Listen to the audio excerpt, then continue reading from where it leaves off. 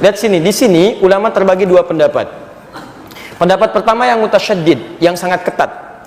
Ulama menyampaikan jika terjadi dua situasi, antum punya kewajiban qadha, baik perempuan yang tengah haid pada saat Ramadannya atau pria yang punya persoalan kemudian dia mesti mengqadha karena sakit atau yang lainnya, bertemu di bulan Syawal, ingin memilih antara Syawal dengan qadhanya yang wajib, maka pendapat ulama pertama dahulukan yang wajib. Karena sifat wajib dalam tatanan hukumnya itu di atas sunnah, prioritas, dan menjadi hutang dia. Jika dikerjakan berpahala, jika ditinggalkan berdosa dia di situ. Didahulukan kemudian qadhanya, baru kemudian selesai qadhanya dia masukkan atau teruskan dengan sunnahnya yang 6 hari di bulan Syawal itu. Jika dia mendapatinya, alhamdulillah. Jika tidak mendapatinya dengan keinginan dan niatnya, maka pahalanya dituliskan di situ. Paham sampai sini? Baik. Yang kedua, ini mutasahilin, yang agak longgar di sini. Yang agak longgar. Maka boleh kemudian mendahulukan puasa Syawal dulu. Begitu tuntas Syawal, baru kemudian dikerjakan selanjutnya puasa yang qadhanya, yang Ramadannya. Apa pertimbangannya? Dua hal. Pertama, ayat Qur'annya menunjukkan di Al-Baqarah ayat 184 itu, lihat kalimatnya ayyaman ma'dudat.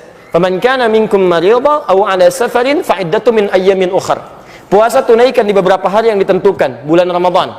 Tapi kalau Anda sakit yang tidak memungkinkan puasa atau di perjalanan yang menyulitkan puasa, silahkan ganti puasa yang tidak bisa ditunaikan itu di hari-hari lain. Ketika menyebutkan hari-hari lain, kalimatnya menggunakan ukhar, jamak dari kata akhar. Jamak dari kata akhar itu ada dua, satu ukhra, kedua ukhar. Kalau ukhra itu sifatnya terbatas, tapi kalau ukhar sifatnya luas. Maka Sayyidah Aisyah radhiyallahu taala anha itu pernah beliau mengqadha puasa di bulan Sya'ban ketika akan bertemu dengan Ramadan selanjutnya. Maka di sini dijadikan dalil kalau ada orang ingin mengejar Syawalnya dulu, diperkenankan dan dia bisa melanjutkan untuk qadha puasa di hari-hari yang lain pasca bulan Syawalnya. Paham sampai sini? Nah, tapi dari dua pendapat ini, saya pribadi lebih condong pada pendapat yang pertama. Apa timbangannya? Timbangan pertama, hukum mengqadha itu sifatnya wajib. Karena ayatnya mengatakan fa'iddah, hitung bayar, menggunakan fa. Fa itu menunjuk huruf yang cepat, tanpa jeda. Jadi begitu selesai, Anda punya kemampuan mengqadha, langsung qadha. Yang kedua, ini yang jadi masalah. Ketika Anda menunda untuk mengerjakan, masalahnya apakah Anda bisa memastikan Anda hidup sampai batas penundaan itu?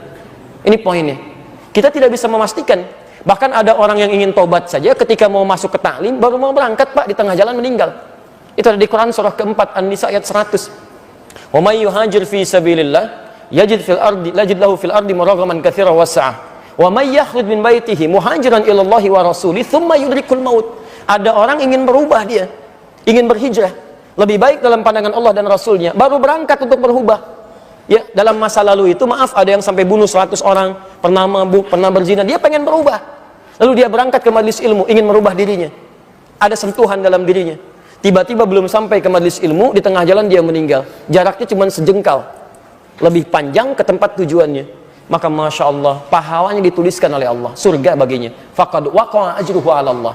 Berangkatnya dihitung sebagai tobatnya, langkahnya dihitung sebagai ikhtiarnya, maka dituliskan pahalanya. Faqad waqa'a ajruhu 'ala Allah. Anda bisa kebayang nggak? Pernah bunuh 100 orang, sering berbuat maksiat, dari mabuk macam-macam. Dia pengen tobat, dia berubah, belum sampai ke majelis ilmu, diampuni dosanya, dia meninggal dunia. Nah, syahidnya, mohon maaf, kaitan dengan kita pembahasannya adalah, lihat kalimatnya, jika orang ini saja tidak bisa memastikan kapan dia wafat, maka bagaimana dengan Anda yang berinisiatif untuk menunda qadhanya? Apakah Anda bisa memastikan Anda hidup sampai selamanya? Belum tentu. Tapi poin keduanya, jika orang pernah bunuh 100 orang saja dia pengen berubah, Allah menjamin dengan surga, maka bagaimana dengan Anda yang nggak pernah bunuh orang, nggak pernah Anda mabuk sebanyak orang tadi, nggak pernah bermaksiat seperti orang tadi? Masa sih nggak ada waktu bagi Anda untuk berubah? Dan Anda sudah sampai ke majelis ilmu, dia dapat surga, kenapa Anda nggak dapat? Maka saya ajak semuanya, ayo, yang pernah bunuh orang, pernah bacok orang, pernah lukai orang, pernah macam-macam orang, tiba saatnya Anda berubah. Anda mau sampai kapan lagi begitu?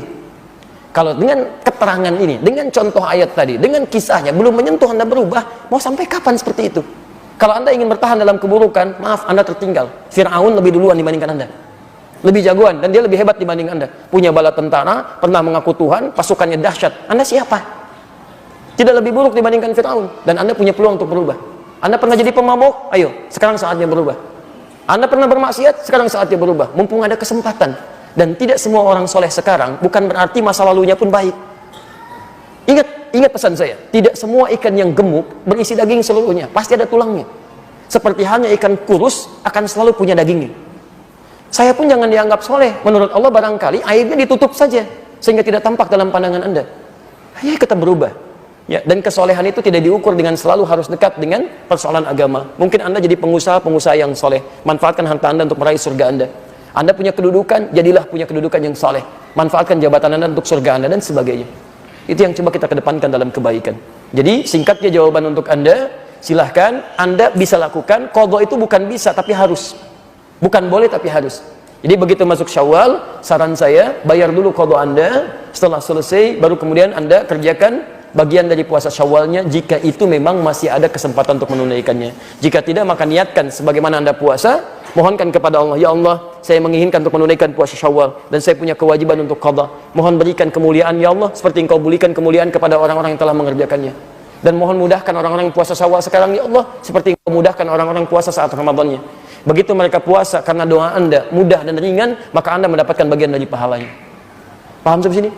Jadi coba cari peluang pahala. Walaupun Anda tidak mengerjakannya, tapi Anda mencoba menitipkan bagian kebaikannya. Ibu sedang haid, tidak bisa puasa Syawal, tapi kan tidak menghambat ibu untuk mendoakan pada akhwat yang sedang puasa, supaya mereka mudah puasanya, supaya mereka diringankan beramal soleh. Begitu mereka ringan amal soleh karena doa Anda dapat bagian pahalanya. Dan itu yang tidak ketahuan, mungkin itu yang meringankan kita di akhirat nanti dari kesalahan kita, dan memberikan beban berat kita ketika ditimbang di mizan. Semoga Allah Subhanahu wa taala memuliakan Anda yang bertanya tadi dan memudahkan bagi Anda dari Allah Subhanahu wa taala untuk nyaman dalam menunaikan ibadahnya.